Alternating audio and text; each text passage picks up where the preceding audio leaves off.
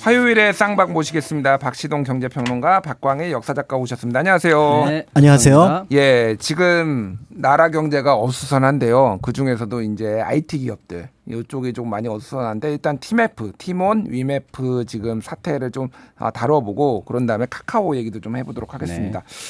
자, 이게 지금 뭐 긴박하게 돌아가고 있는데 일단은 티몬, 위메프, 티메프라고 그냥 부르겠습니다. 네. 티메프가 지금 물품 대금에 밀린 게 2천억 원이 넘는다 이런 언론 보도도 나왔는데 그런데 구영배 이제 Q10 회장이 본인의 사죄 출연을 하겠다. 네. 오전에 얘기를 하고 오후에는 법원에 회생 신청을 했어요.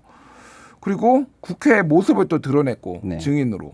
그리고 법원은 Q10에 대해서 보전 처분 포괄적 금지 명령을 내렸습니다. 네. 이게 뭔가요? 그러니까 어제부터 예. 시작해서 뭐 안 그래도 복잡하던 사안이 급속도로 지금 막 휙휙 큰일들이 일어나고 있는데요. 예.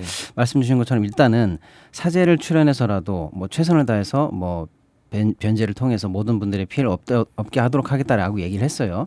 일단 그 얘기를 하나씩 나눠보면은요. 예. 좀 전에 국회에서 그래서 이제 국회의원들이 이제 질의를 한 거죠. 얼마 있는데? 라고 물어봤습니다. 회사에는 얼마가 있냐라고 했더니 회사에는 전체 그룹의 유동자산이 지금 800억 정도 맥시멈으로 얘기하고 있고요.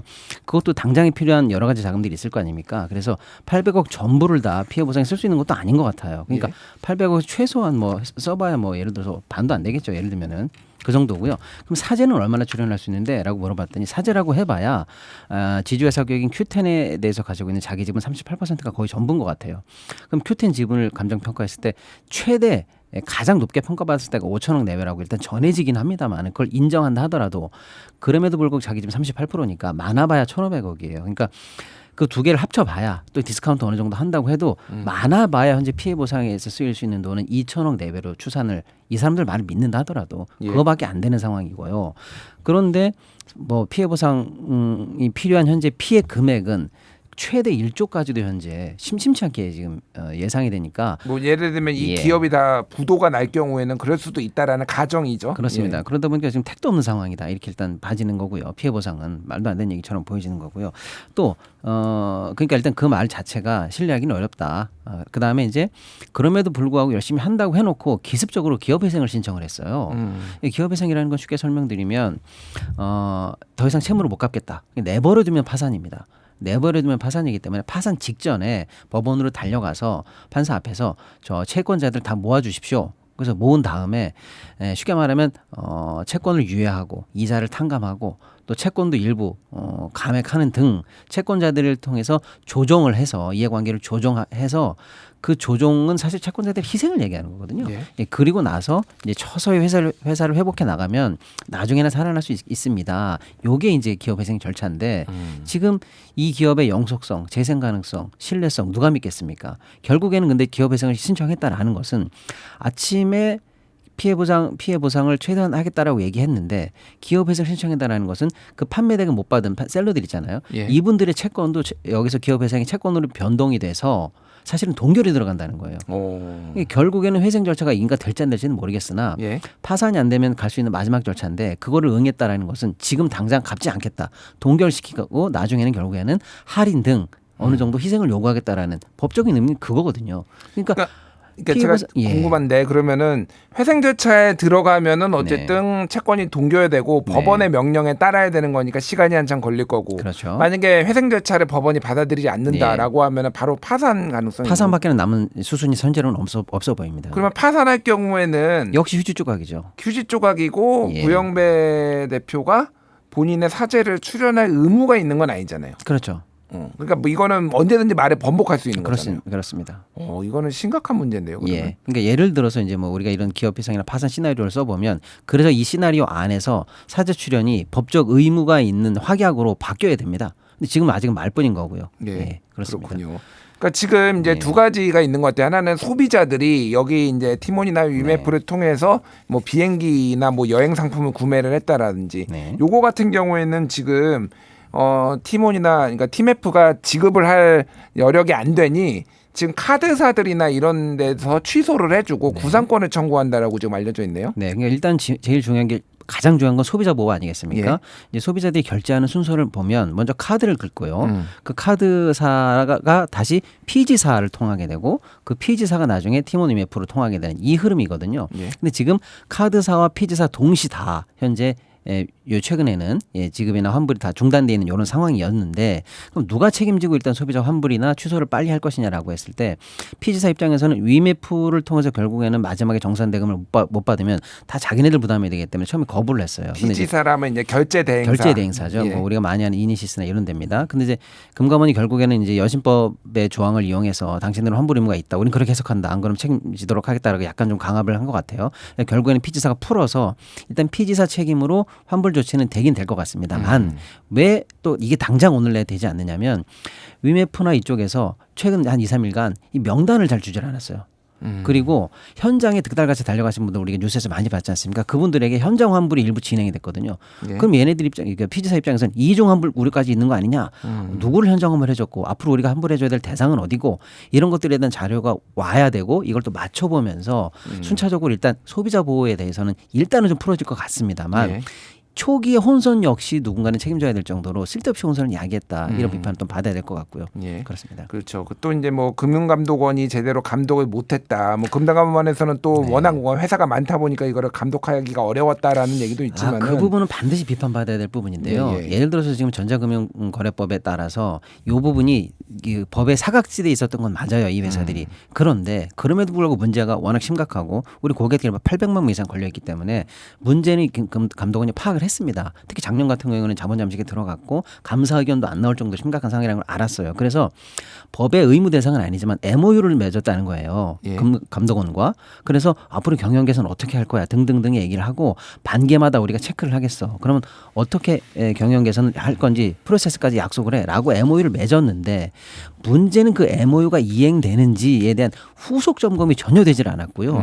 MOU 내용도 지금 속속도 밝혀지고 있는데 예를 들어 지금 자본 잠식 상태인데 적어도 부채 대비 자본을 0으로는 만들어야 될 거 아니냐라고 해서 당초에는 2023년 말까지 0으로 만들어라라고 처음에 얘기했다가 최근에 나온 MOU는 2026년 말까지 0으로 만들어야 되는 기간을 또 늘려준 모양이에요. 즉 그나마 맺어졌던 MOU도 상당히 느슨했고 느슨한 MOU조차도 계속 이행을 촉구하거나 하는 추가적으로 좀 타이트한 감독이 들어가지 않았다는 측면에서 사태를 너무 느슨하게 본 감독 당국에 대한 비판도 충분히 있어야 될 것 같습니다. 그렇군요. 그래서 지금 이제 소비자 그리고 감독 당국 얘기했고 아까 전에 이제 판매자 도소매업자들이 여기에 들어와 가지고 물품을 팔았는데 결제의 시차가 한 뭐 75일 정도 있으니까 아직 대금을 못 받은 사람들이 그렇습니다. 몇 억에서 뭐 몇십억까지 있더라고요. 제가 개인적으로 가장 심각하게 보는 게 이 부분인데요. 판매하시는 분들 대부분 다 이제 중소 영세 소상공인들이 특히 많거든요. 근데 이분들이 현재 물품을 판매하고 대금을 못 받은 그 금액이 아까 말한 것처럼 최소 2천억에서 많게는 그 이상 될 것 같은데 예. 지금 각 의원실 또 저 같은 심지어는 사람들에게 가지고 제보가 오는데 제가 받은 제보 중에 가장 큰 금액은 말이죠. 저 방송 처음 얘기하는데 2,200억까지 물린 분이 계세요. 2,200억. 죄송합니다. 220억. 220억이요. 상당한 규모죠. 와, 이거는 뭐 예, 그렇습니다. 이제 문제는 이분들이 어디 가서 구제받을 수 있을 건가를 봤을 때 현재로서는 구제책이 난망한 상황인데 문제는 이분들에게 받은 판매 자금이 어디로 쓰였는지가 모른다는 거예요. 그 예. 판매 자금을 알아야 이분들이 끝까지 추적을 할 텐데 그걸 지금 국회에 나와서도 자금에 흘러간 자금의 흐름과 유통 경로를 현재 밝히지 못하고 있어요. 그렇군요. 그리고 이제 이분들이 판매 대금이 못 받을 것처럼 이 내부 직원들은 이 회사의 팀F 내부 직원들은 알고 있었을 텐데 그럼에도 불구하고 특히 요즘에 갑작스럽게 이분들에게 동의도 받지 않은 할인 판매를 임의로 시행한다든지 해서 판매 대금을 왕창 늘리고 이분들의 정산 대금을 담보로 한 성전산 대출도 갑자기 대출을 확대해 가지고요. 그 성전산 대출이 늘어난 만큼만큼 또 판매를 할 수 있는 여력이 생기지 않습니까? 그래서 네. 최근에 급속도로 유동성 위기를 감지한 회사가 판매하시는 분들에게 악의적으로 판매를 늘린 정황까지도 포착되니까 최근에 급속도로 이중의 어떤 피해가 늘어난 거 아니냐. 판매가 제곱이 된 판매 피해액이 제곱으로 늘어나는 거 아니냐라고 해서 아주 악랄한 그 판매 대책 때문에 피해가 더 커졌다는 비판 또한 가능할 것 같습니다. 일단은 지금 정부가 지금 급한 불은 끈다라고 해서 경영 안정자금 2천억 원, 신용 보증기금, 기업은행 협약 프로그램 3천억 원, 그리고 여행사 지원 600억 원, 5,600억 원은 이제 지원하기로 네. 했는데 아니 이게 어쨌든 감독을 못한 건 정부가 문제가 있는 거는 맞는데 또 이렇게 돈을 막 이게 정부가 세금으로 하면은 이거 결국은 회수하기 어려운 거잖아요. 맞습니다. 예. 정부가 총액으로 5,600억 정도의 지원을 일단 검토하겠다라는 건데 대부분 다 긴급 경영 안전 기금이에요. 예. 그게 뭐냐면 어려운 중소상인들이 갑자기 위기에 처했을 때 대출을 해주는 기금에 불과합니다. 그러니까 근데 결국에는 대금을 받아야 그게 완납이 되는 거지. 그러니까 그 자금을 찾아내야지 되는 건데. 당장 급한 불을 대출로 꺼준다는 거고요. 정작 그 대출이 나가서 나중에 이분들이 이제 살아나면 다행인데 못 살아날 경우에는 그 자금 역시도 국가가 손실이 될 가능성이 있고요. 이게 그분들에 대한 1대1 대출이기 때문에 정부가 나간 5,600억을 정부가 TMF를 통해서 구상을 받을 가능성이 아직은 없는 거예요. 그렇네요. 그러니까 정부 돈도 사실은 받을 길이 없는 상황. 이런 상황이 놓여 있는 겁니다. 그렇군요. 예. 그래서 이제 결제 정산까지 좀 시간이 있으니까 그 대금을 상당수를 지금 다른 회사 인수 합병하는데 좀 쓴 거 아니냐 이런 의혹까지 있는 상황인 것 같은데. 네, 문제는 그 돈이 어디로 갔느냐를 찾아내야 되는데 현재 업체도 자기네들도 모른다는 식으로 발뺌을 하고 있고요. 네. 그러니까 지금 그 돈의 행방에 대해서 명쾌하게 답이 나오지는 않는데 그게 찾아져야 되고요. 최소한 안 찾아지더라도 지금 형사벌로도 의율이 될 정도로 현재 고소고발이 지금 나와 있는 상황이고 특히 셀러들은 횡령으로 직접 고소가 되고 있는 상황입니다. 네. 알겠습니다. 예, 이게 워낙 이게 한 번에 끝날 것 같지 않고 앞으로도 계속 이어질 것 같아서 추후에 좀 더 얘기를 나눠보도록 하고요. 자, 이번에는 좀 요즘 논란이 되고 있는 카카오 얘기를 해보도록 하겠습니다. 이제 카카오가 이제 SM 엔터테인먼트 이제 이수만 씨가 이제 대표로 있었던 이제 매물로 SM 엔터테인먼트가 나오고 이 정도의 매물이 시장에 나오는 경우에 흔치 않으니 이제 다 달려든 거죠. 그러니까. 그래서 이제 저기 하이브 쪽이 달려들고 카카오가 달려들었는데 자, 지금 이 상황에서 불법 시세 조정 혐의로 카카오 창업자 김범수 경영쇄신위원장이 구속이 됐어요. 네. 이건 뭐 도대체 어떻게 되는 건가요? 예. 그러니까 SM 엔터를 놓고 사실은 하이브와 카카오 엔터의 소위 말하는 쩔의 전쟁이 벌어지긴 했었습니다. 근데 카카오 입장에서는 SM을 흡수 합병을 하게 되면 이제 카카오 엔터 자체의 상장을 하는데 굉장한 이득을 볼 수가 있는 거죠. 예, 그래서 이제 굉장히 군침을 흘리는 매물이었습니다. 그래서 이제 사실은 이 인수 대결이 벌어지기 전에 이미 9,900억에서 기천억대 돈이 이미 들어가 있어요. 예. 그래서 평범하게 자기네들이 인수할 것처럼 생각을 했는데 갑자기 이수만 씨가 자기 지분을 하이브에 넘겼죠. 그래서 하이브가 오히려 SM 인수전에 더 가까이 가게 됐고 하이브는 이수만 씨의 최대 주주 지분 확보에서 멈추질 않고 일반 주주들에게 저희가 여러분의 주식을 사겠습니다라는 공개 매수를 선언을 해요. 공개 매수. 예, 12만 원에 사겠습니다. 라고 선언을 한 거죠. 주가 엄청 뛰는데. 주가가 그러면. 8, 9만 원일 때 12만 원을 선언했으니까요. 주주들 입장에서 너무 좋은 거죠. 근데 문제는 SM을 꼭 인수해야만 했던 카카오 입장에서는 하이브의 공개 매수가 성공하면 이제는 완전히 닥쳤던 게 지붕 쳐다보는 거고 그동안 들어갔던 비용까지 매몰이 되는 상황이다라고 판단한 것 같아요. 그런데 하이브의 공개 매수를 좌초시킬 수 있는 방법은 오직 하나밖에 없습니다. 주가가 하이브가 선언했던 12만 원 공개 매수가보다 높기만 하면 돼요. 예. 그러면 주주들이 시장에다 팔면 되지 하이브에게 팔 이유가 없어지는 거니까요. 그래서 실제로 시세를 띄우기 위한 여론전이 시작되면서 우리도 인수에 관심이 많습니다라고 해서 그러면 하이브와 카카오의 인수 대전이 벌어지는 거 아닌가 해서 주가가 저절로 뜹니다. 저절로 떴다고 시세 조정이 되는 건 아니었는데 예. 문제는 12만 원을 실제로 터치를 합니다. 그 첫날이 2월 16일이에요. 그런데 12만 원을 터치하고 나서 이제 거품론이 확산이 돼요. 야 이건 양측의 쩐의 전쟁을 놓고도 아무리 호재가 있어도 너무 많이 오른 거 아니냐 그래서 12만 원을 터치하고 처음 꺾이는 날이 이날입니다. 예. 그러면 한번 하방 흐름이 잡히게 되면 이제 다시는 12만 원이 안 될 가능성이 있거든요. 그래서 떨어지는 추세를 반전시키기 위한 첫날이 2월 16일, 17일이에요. 그래서 12만 원 이상으로 시가를 올려야만 했던 날. 예. 그날 하루에 예를 들어서 IBK 판교 지점으로 800억 이상의 자금이 집중적으로 들어가가지고 12만 원 이상으로 다시 추세를 반전시킨 날이 하나가 나왔고요. 부양을 했고 주가 그렇습니다. 부양을 그러니까. 그다음에 예. 하이브의 공개 매수 신청 마지막 날이 2월 28일인데 마지막 날도 주주분들은 이쪽이냐 저쪽이냐 고민할 수 있거든요. 그러니까 그날조차도 끝까지 12만 원 이상으로 올려붙여라는 그룹의 회의가 있었어요. 그래서 2월 16일 처음으로 추세가 반전된 날, 그다음에 맨 마지막 날, 예. 이날 이 두 번에 걸친 날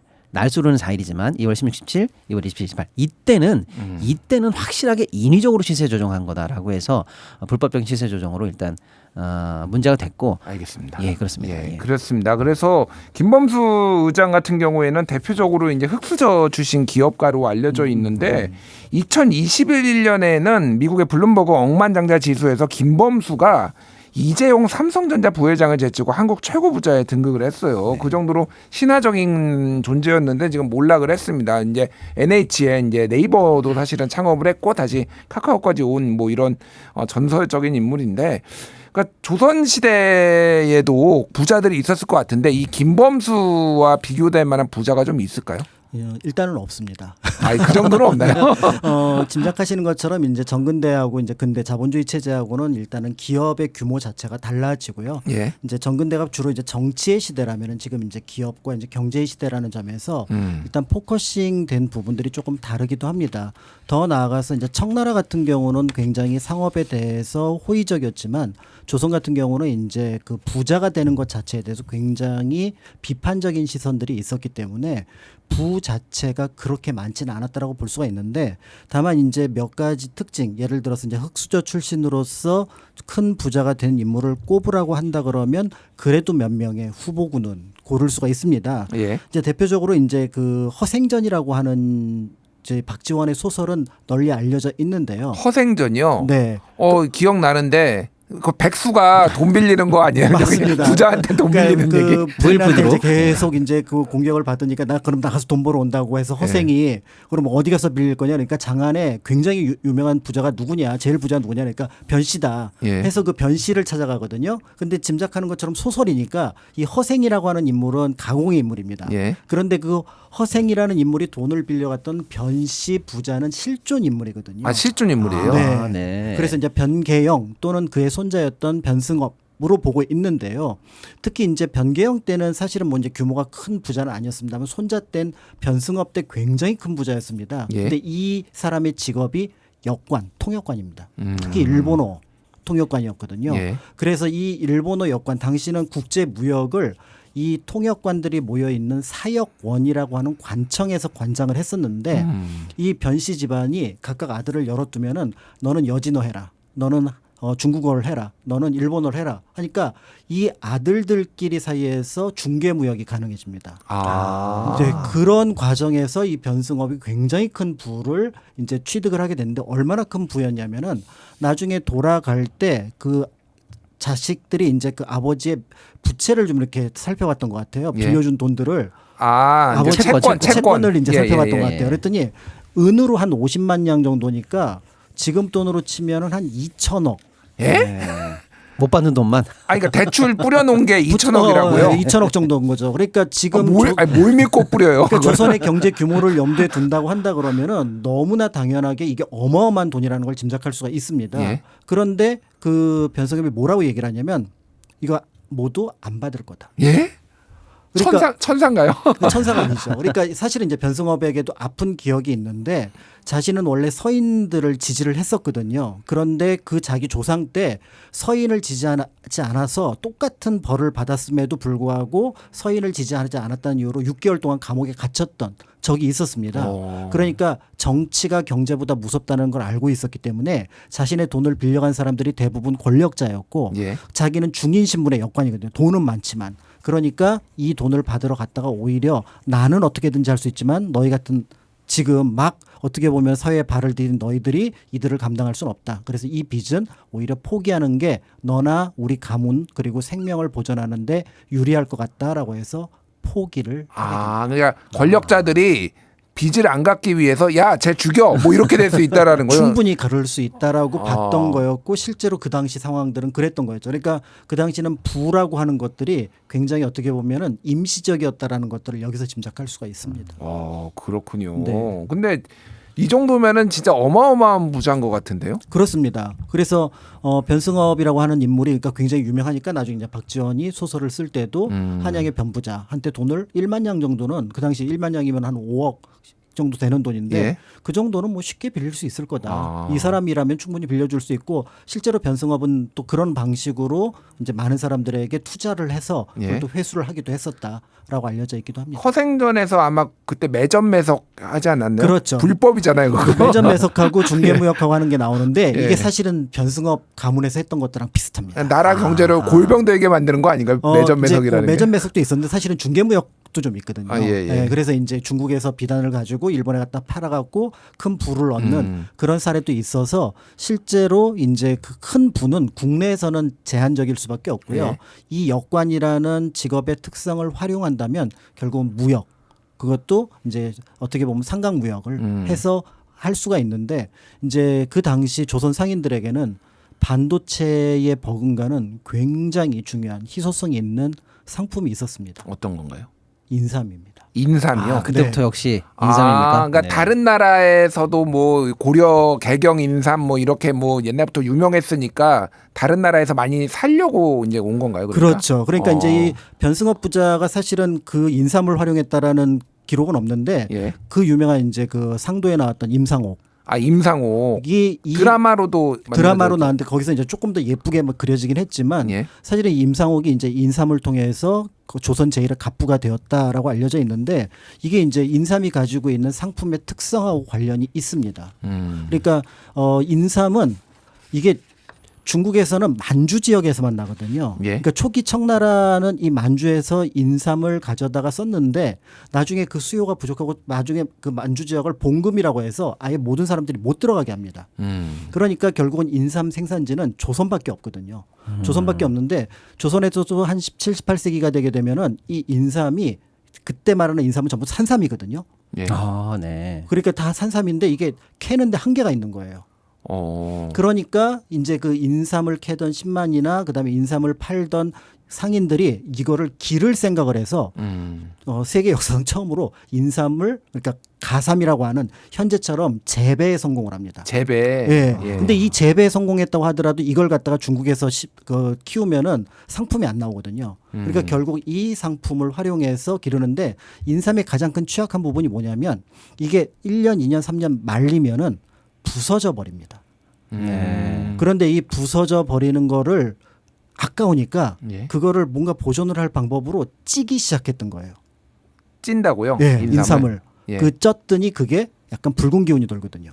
홍삼인가요, 그게? 홍삼이에요. 아. 그래서 백삼, 건삼보다 홍삼이 훨씬 더 효과가 좋고 약효가 좋다라는 게 알려지게 되면서 그러니까 이제는 보관도 가능해졌죠. 대량 재배 가능해지고 보관 가능했는데 이건 조선밖에 안 나와요. 그러니까 이제 이것만 가지고 있으면 언제든지 이제 부를 확보할 수 있으니까 이제 핵심은 바로 뭐냐면 내가 이거를 독점권을 갖는 거거든요. 그래서 이 독점권을 갖기 위해서 사실은 임상옥의 전반부는 어디에 모두 투입되냐면은 가장 큰 권력을 갖고 있는 사람이 누구며 그와 어떻게 연결될 수 있는지 그거를 찾아가는 거였고 실제로 당시 순조의 생모였던 유빈박 씨라고 했는데 그분의 오라버니였던 박종경이라는 인물을 찾아가서 예. 그렇게 해서 결국은 연결고리를 만들어냄으로써 그러면서 이제 어떻게 보면 인삼에 대한 독점권을 확보를 하게 되는 거죠. 그렇군요. 정경유착이네요, 정경유착. 독점권을 받기 위해서. 그런 부분이 있죠. 근데 그럼에도 불구하고 약간 자신의 부에 대해서 그 아까 말씀드렸던 역관이 가지고 있었던 그 불안함을 가지고 있었던 것 같아요. 그래서 임상옥은 항상 뭘 옆에 두고 있었냐면은 예. 개영배라고 하는 조금 독특한 술잔을 두고 있었습니다. 배 다시요. 개영배. 개영배요. 그러니까 영이라는 게 가득 차는 거고요. 예. 개는 경계한다는 겁니다. 예. 그러니까 가득 차는 거를 경계하는 컵.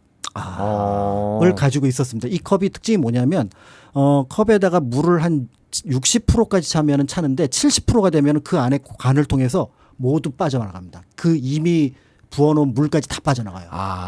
그러니까 이게 뭐냐면 내 욕심을 60% 70%까지는 가능하지만 예. 과한 욕심을 부리면 과한 욕심이 안 된다. 위험하다. 그렇군요. 예, 알겠습니다. 그러니까 이 공통점이 좀 있는 것 같아요. 그러니까 뭐 신문물에 대해서 빨리 눈을 뜬 사람들인 것 같아요. 그러니까 이 변부자도 마찬가지고 지금 임상옥도 마찬가지고 그리고 그 김범수 장도 결국은 IT 쪽에 그렇죠. 당시 이제 새로운 문물을 조금 이제 이렇게 눈을 뜬 건데 어느 정도의 좀 정경유착 이런 것도 좀 부자들한테는 뭐 옛날이나 지금이나 불가피한 거 아닌가 뭐 이런 생각도 많이 드네요. 그러니까, 일정한 수준의 부자라면은 그런 것이 필요 없을지 모르지만 예. 거부며 굉장히 큰 규모가 된다 그러면 결국 정부와의 관계라는 것들이 있고 거꾸로 얘기하면 정부가 또 그런 것들을 관리하지 않으면 큰 문제가 될 수 있다라는 것들도 볼 수 있는 거죠. 그렇군요. 자, 그런데 옛날에 청나라 상인들이 홍삼 가격을 낮추려고 우리 다 같이 사지 말자 이렇게 담합을 했는데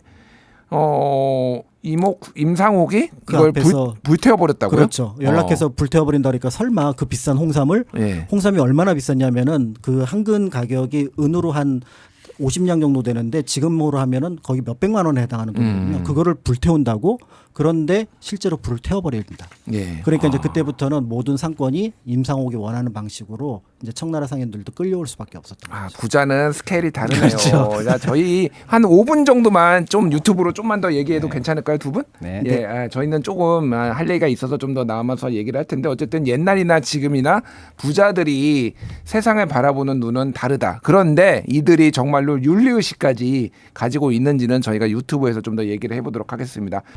예, 김준일의 뉴스공감 유튜브 후토크 이어가도록 하겠습니다. 오늘 지금 대한민국의 대표적인 IT 기업 카카오 김범수 의장 얘기를 하다가 조선시대 거부들은 어떻게 돈을 벌었는지 뭐 이런 얘기까지 좀 이어져 봤습니다.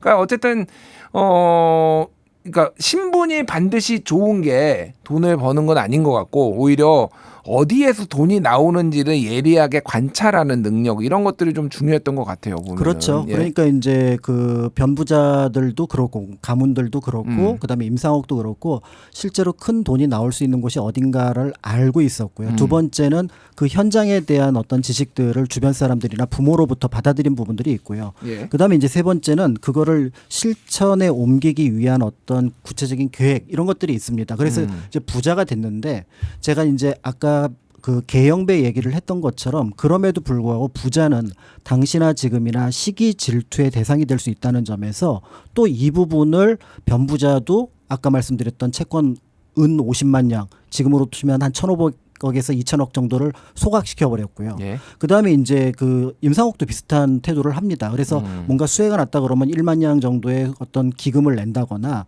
그다음에 홍경래 난이 그 평안도에서 일어났을 때 이 임상옥이 그때 평안도에서 활동을 하고 있었거든요. 예. 그때 이제 정부군의 관점에서 의병을 만들어 갖고 홍경래 군을 진압하는 데 도움을 주기도 했습니다.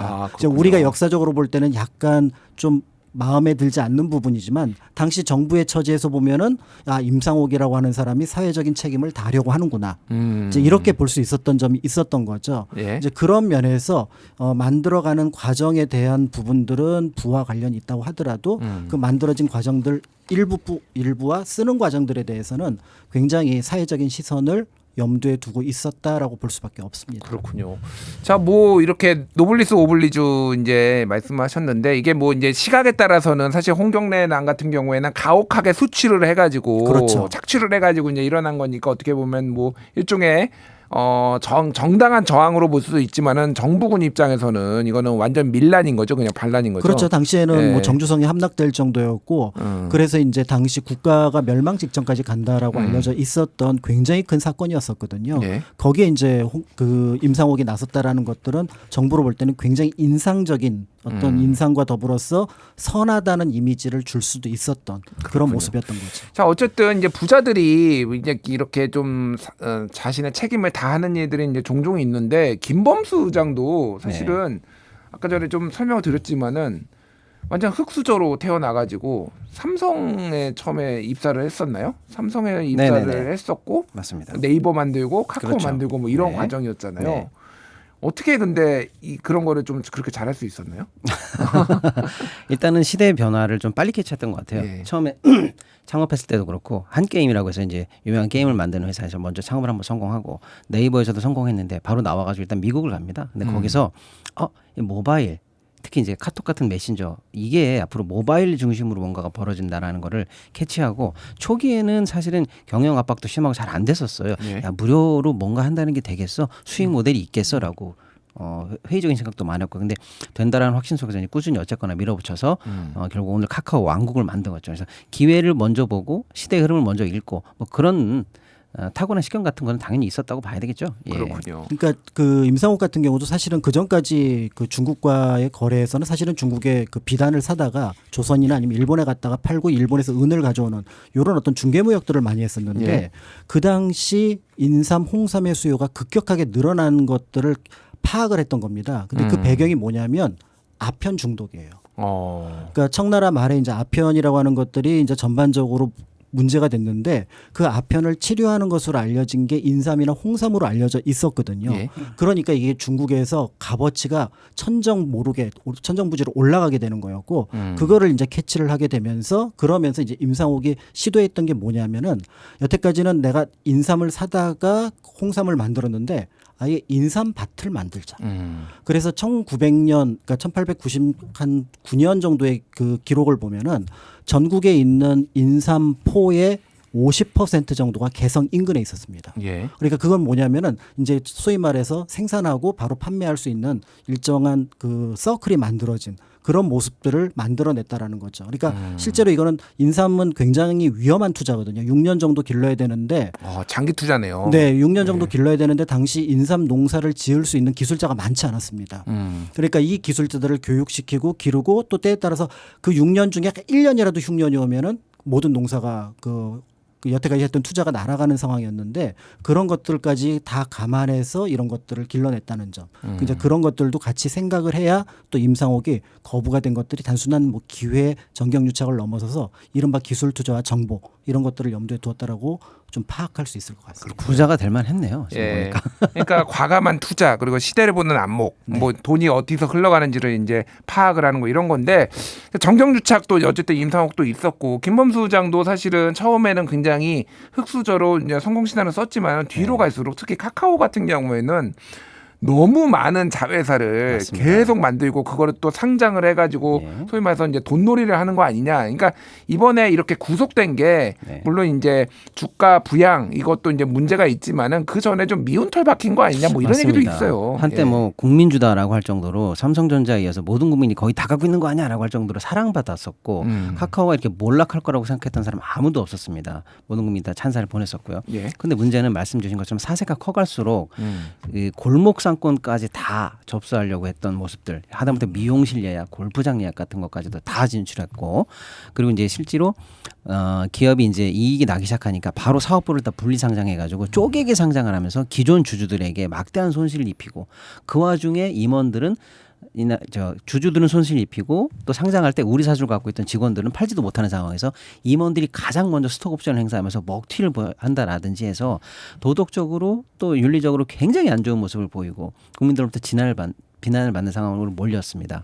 자, 그런 상황에서 이런 사태가 나니까 여론전이든 뭐든 해서 우군이 없는 거죠. 예. 근데 특히 이제 문제는 이번에 예를 들어서 그런 시세 조정이 있었는지는 이제 물론 법원에서 가려질 것이지만 최종적으로 핵심은 김범수 회장이 알았느냐 몰랐느냐 지시했느냐 안 했느냐거든요. 예. 근데 그렇다 치더라도 이런 대그룹의 총수를 구속까지 한다는 것은 이례적이라는 평가가 많아요. 그러니까요. 그래서 특히 이제 영장에서 보면 도주 우려가 있고 뭐 증거 인멸의 우려, 그 상투적인 말입니다만 그걸 강조해서 썼더라고요. 도주 우려가 있다고요? 심지어는요. 김범수가 도주 우려가 있다고 어디로 어디로 가요? 가겠습니까? 그래서 이 대기업 총수에 특히 이제 본인은 혐의를 부인하는 상황에서 예.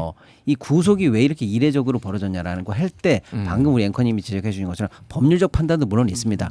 유리한 증거가 아니 그러니까 검사 쪽에서 주장하는 증거가 나왔음에도 불구하고 부인한다라는 게 하나 있었고 또 하나는 이제 나중에 실형을 받게 되면 중형이 예상되는 중범죄다 이런 법률적 판단이 있었으나 우리가 지금까지 카카오에서 보여줬던 그런 비판받아야 할 모습들이 결국에는 여론이나 뭐든지 해서 우군이 없는 괘씸죄가 어느 정도는 또 영향을 미친 거 아니냐 이런 비판도 충분히 가능하고요. 이제 문제는 이 단순히 이제 구속까지 되면서 1심을 맞이해야 된다라는 게 문제가 아니라 예. 거기서 더 나가서 이제 카카오그룹 전체의 위기다라고 하는 건 뭐냐면 카카오그룹이 여러 계열사가 아까 많아서 참으로 문제거든요. 120몇 개가 있는데 근데 이제 문제는 그 계열사를 정리하겠다, 뭐 앞으로 저희가 골목상권 침해 안 하겠다 이런 발표는 했습니다만, 그래서 많은 부분 털어낸다 하더라도 가장 카카오그룹이 덜어낼 수 없는 핵심 회사가 몇 개 있습니다. 이거는 못 팔아라고 하는 게 대여섯 개가 있습니다. 예. 그 중에 하나가 카카오뱅크예요. 카카오뱅크요. 그렇습니다. 왜냐면 그거는 팔면 안 되는 거 아닌가요? 그렇죠. 카카오 네. 왕국의 핵심이 뭐냐면 여러 가지 사업을 다 하겠습니다만 이 모든 생활에 다 이 모바일 안에서 카카오를 통해서 이루어진다라는 게 결국 이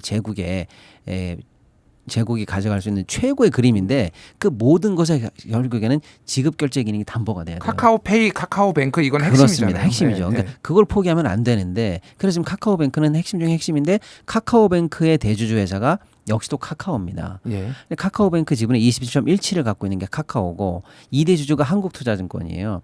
한 주가 더 많아서 카카오가 대주주입니다. 그래서 이름이 카카오뱅크인데 만약에 이번에 김범수 의장이 유죄가 되고 카카오 법인까지도 동시에 양벌 규정으로 유죄가 되면 금융 관련해서는 은행의 대주주는 이런 금융 관련한 범죄가 유죄가 받으면 대주 자격이 박탈될 가능성이 있어요. 그러면 카카오 지분을 10% 이내로 강제 매각해야 될 그런 시나리오까지도 가능하거든요. 그럼 카카오 왕국, 카카오 제국의 핵심 기능이 빠지게 될 수가 있어요. 그래서 예.